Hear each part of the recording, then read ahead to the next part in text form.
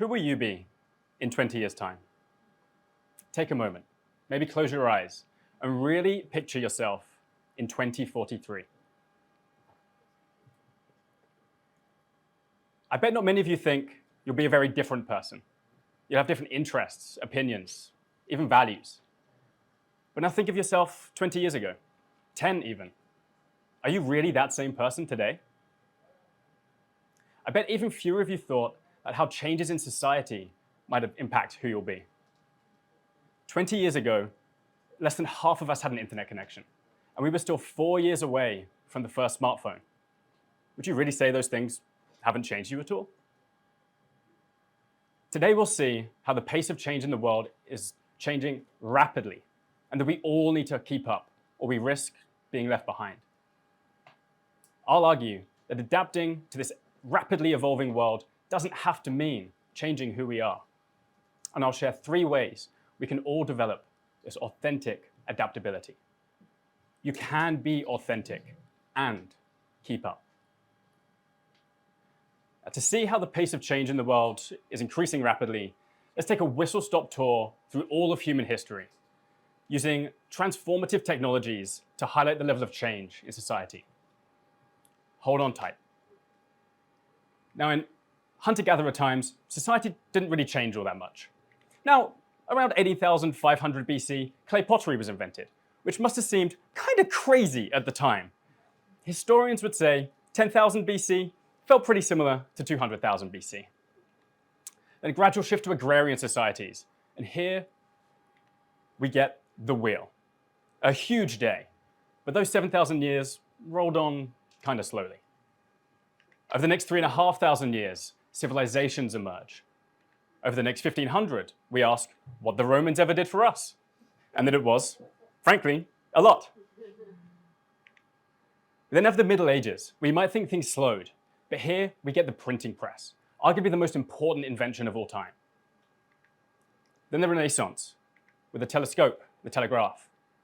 Then the invention of the steam engine enabled the Industrial Revolution, with remarkable improvements in quality of life, all in fewer than 200 years. And in the last 50, we've seen the impact of the semiconductor, the personal computer, the internet, mobile phones, video games, reusable spacecraft, satellites, gene editing, and the pinnacle of progress, the TED Talk. Now, we know adopting those things within our lifetime is far from smooth sailing.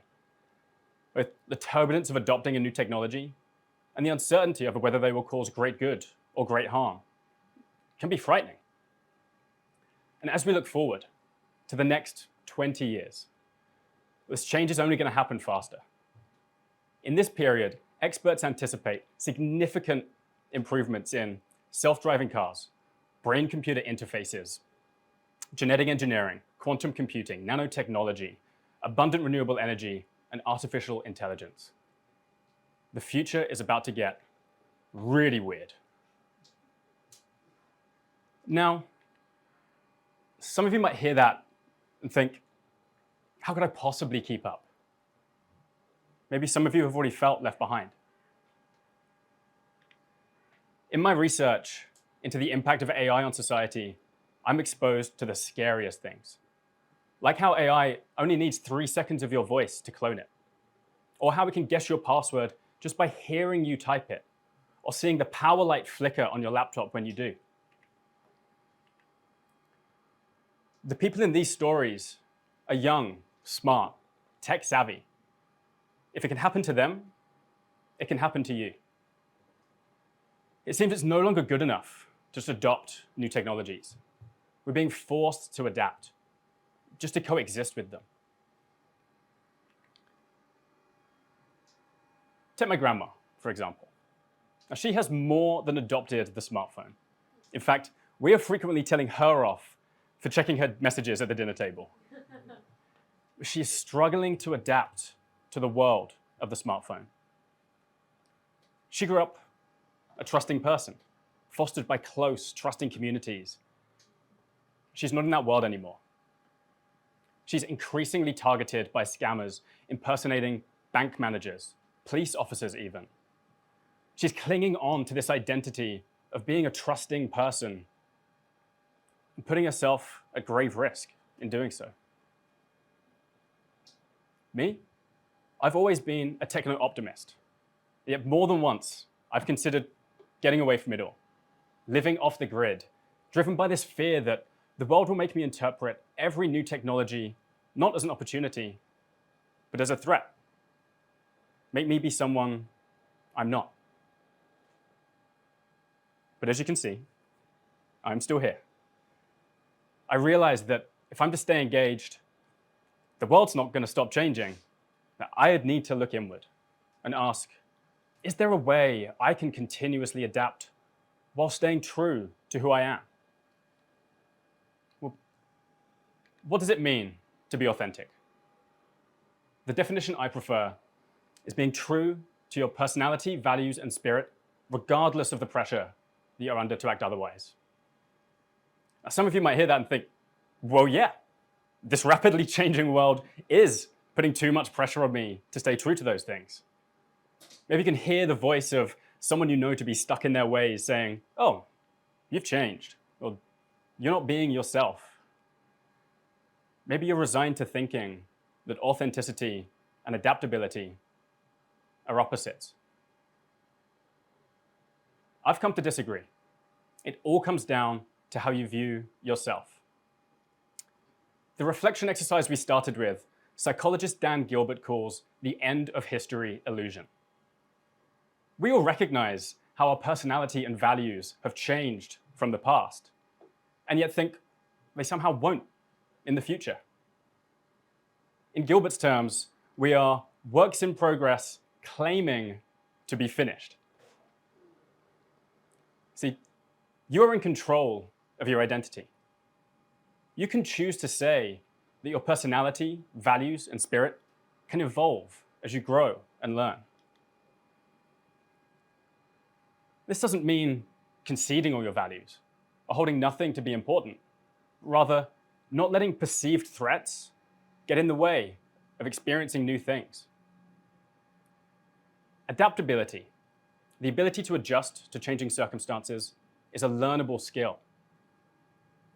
People with high adaptability report greater happiness and life satisfaction, cope better with stress, and are more resilient to changing and difficult circumstances.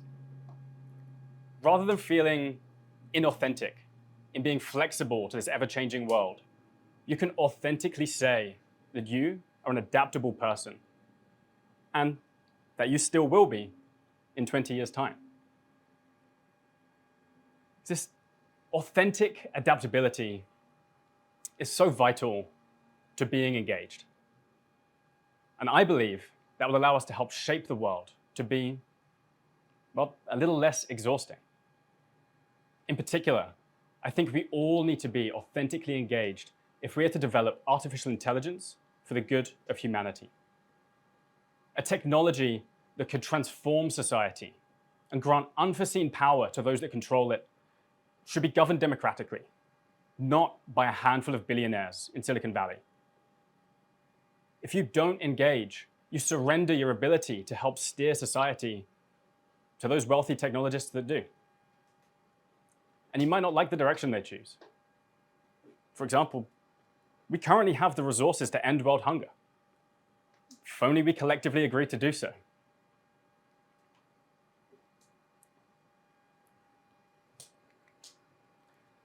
We need to stay engaged and give voice to how we want this transformed world to look. This is why I created What Future World, a project to democratically create a shared vision of an ideal future world and a strategy for achieving it.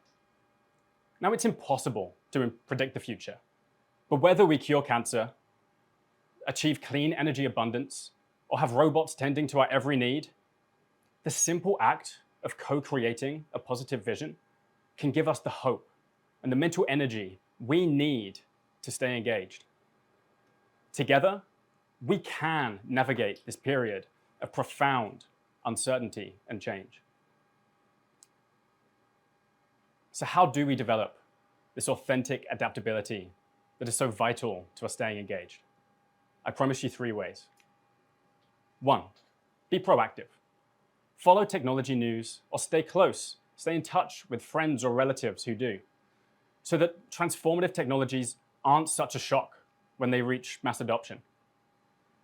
Take the time to get comfortable with them and reflect on how they might change your world. Do this with the people closest to you so you can support one another on this journey. Now, this takes meaningful time and mental energy that some people sadly just don't have.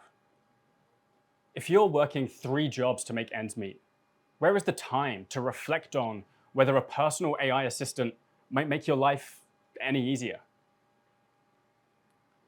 Now, we can all help increase our collective mental bandwidth by voting for representatives who prioritize social welfare solutions.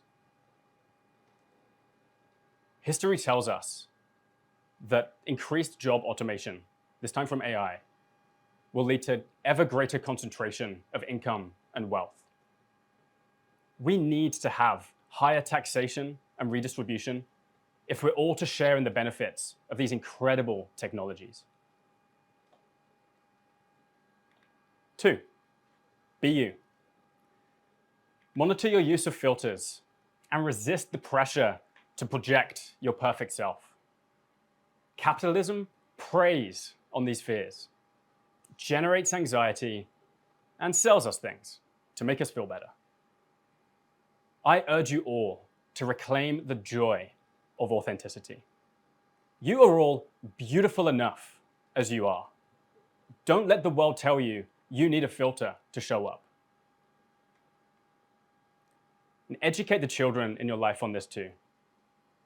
They're growing up with these pressures without necessarily having the wisdom to navigate them. 71% of UK teens report that filters affect their self-image. 43% use them to significantly alter how they look. And 40% say Instagram makes them feel unattractive. Now, Gen Z are beginning to push back against this. But teen mental health is still at crisis levels. We need to do all we can to role model online authenticity. And 3, be curious. As we've seen, the world is about to get really weird. And we all have a tendency to dismiss ideas and things that we don't understand. Psychologist Adam Grant says, authenticity is not about expressing every opinion that you hold. It's about ensuring that what you voice reflects what you value. Before you wade into that comment thread with your argument, take a breath. Get curious.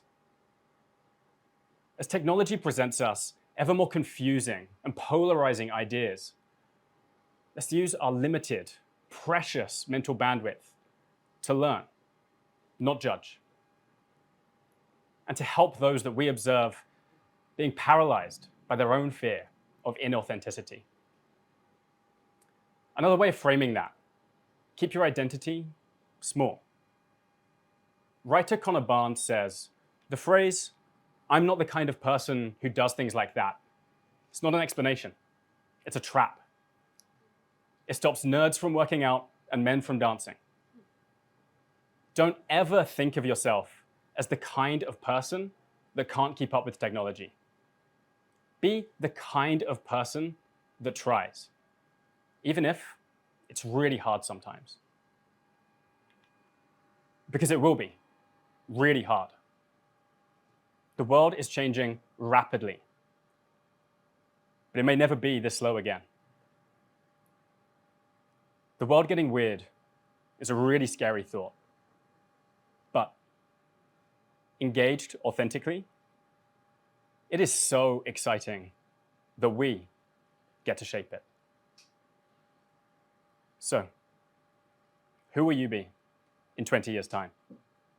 Thank you.